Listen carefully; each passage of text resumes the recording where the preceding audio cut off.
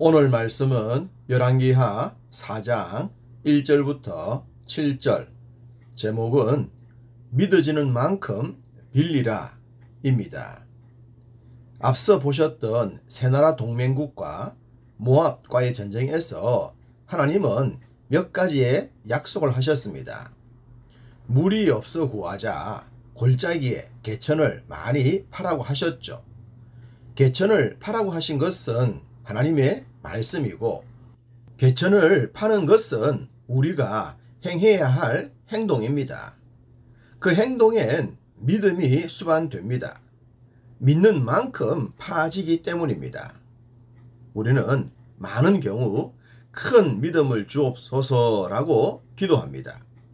이 기도가 이루어지는 것을 보기 위해선 믿음이 필요합니다.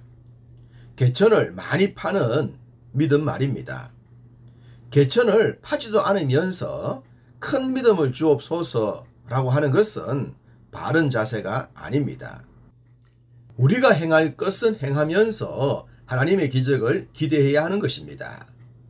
우리의 믿음의 그릇이 커서 많이 파게 된다면 하나님은 판 만큼 채워주시기 때문입니다. 파놓지 않은 그릇엔 물을 담을 수가 없겠죠. 오늘 본문에도 개천을 파는 것과 같은 믿음을 요구하고 있습니다. 그릇을 빌리는 것인데요. 여기서도 빌리라는 하나님의 말씀과 그릇을 빌려야 하는 우리의 행동이 함께 등장합니다. 그릇을 빌리는 우리의 행위도 아주 중요한 것입니다. 본문엔 선지자의 제자들이 등장하고 있습니다. 본문과 이어지는 말씀을 통해서도 당시 제자들의 삶이 그리 풍족하지 못했다는 것을 알 수가 있습니다. 지금은 대형 교회들이 생겨서 목회자들의 삶이 많이 풍족해진 것 같습니다.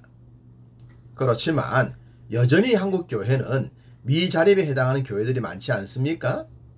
그런 교회를 섬기는 목회자들은 경제적으로 힘이 들 수밖에 없습니다.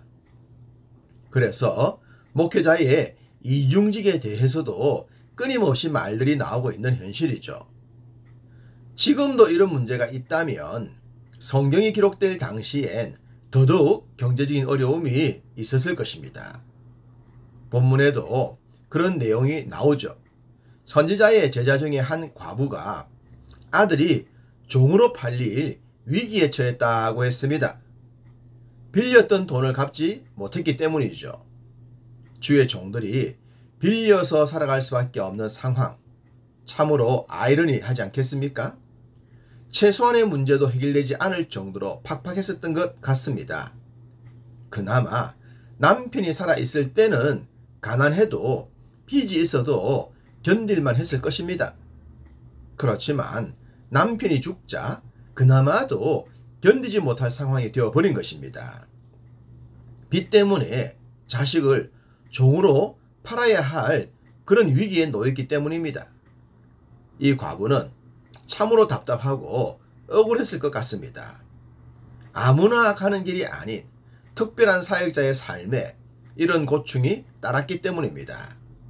그래서 엘리사를 찾은 것입니다. 엘리사는 그 과부를 향해 너희의 집에 무엇이 있느냐라고 물었습니다. 하나님은 없는 것을 통해서도 있는 것을 만드시는 분이십니다. 그렇지만 우리가 가지고 있는 것을 통해 일하시는 것을 더 좋아하시는 것 같습니다. 마치 오병이어를 통해 큰 기적을 이루신 것처럼 말입니다. 겨자씨만한 믿음이 있을 때에 놀라운 일이 일어날 것이라고 하신 것처럼 말입니다. 과부는 기름 한 그릇밖에 아무것도 없다고 했습니다. 그러자 그 그릇이 기적의 도구로 사용됩니다. 엘리사는 말합니다. 3절, 너는 밖에 나가서 모든 이웃에게 그릇을 빌리라. 빈 그릇을 빌리되 조금 빌리지 말라고 말입니다. 서두에 드린 말씀처럼 그릇을 빌리라고 하신 것은 하나님의 말씀입니다. 그리고 그 그릇을 빌리는 것은 과부가 행해야 할 행동이었습니다. 엘리사가 그릇을 빌려왔을 때 빌린 그릇을 향해 기름을 부으라고 했는지 아니면 빌리기 전에 이미 그런 말을 했는지는 정확하지가 않습니다. 본문의 흐름상 빌려온 후에 말을 한 것으로 보입니다. 어쨌든 여기서 중요한 것은 믿음의 크기입니다. 과부는 선지자의 말이 믿어지는 만큼 그릇을 빌렸을 것입니다. 비록 선지자의 말이 무슨 의미인지 몰랐다고 하더라도 자신이 알지 못하는 놀라운 일이 일어날 것이 믿어졌다면 그 믿음의 크기만큼 그릇이 빌려졌을 것입니다. 그릇의 양이 곧 믿음의 크기였던 거죠. 중풍병에 걸린 친구를 위해 남의 집 지붕을 뜯었던 4명의 친구를 기억하실 겁니다. 그들이 지붕을 뜯은 것은 그 행동에 기적이 동반될 것을 믿었기 때문입니다. 이렇게 믿어지는 만큼 행동을 할 수가 있는 것입니다. 반복되는 말씀이지만 우리의 행동을 무시하면 안 됩니다. 하나님의 기적엔 우리의 행동, 즉 개천을 파거나 그릇을 빌리는 우리의 행동도 결코 무시할 수 없다는 사실입니다. 과부는 믿어지는 만큼 그릇을 빌렸을 것입니다. 그리고 그 그릇엔 자신의 집에 있던 기름이 담겨지기 시작합니다. 빌려온 그릇이 다 떨어지도록 한 그릇의 기름은 다하지 않았습니다. 마치 오병이어가 성인 남자만 5,000명을 먹고도 남을 때까지 떨어지지 않았던 것처럼 말입니다. 여인은 빌려온 그릇에 가득 담긴 기름을 팔아 빚을 갚았고 자신과 아들의 남은 삶을 채울 경비로 사용을 했습니다. 우리의 믿음 생활에도 재물이 필요합니다. 빚을 갚아야 할 재물도 필요하고 현재와 미래를 위해 사용해야 할 재물도 필요합니다. 이 일엔 하나님의 도우심이 필요합니다.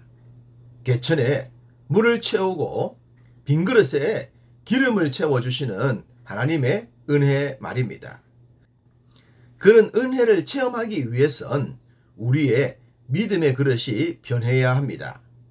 개천을 많이 파듯 그릇을 많이 빌리듯 우리의 믿음 크기를 크게 만들어서 채워주시는 주님의 은혜를 날마다 체험하며 살아가시기를 간절히 소망합니다.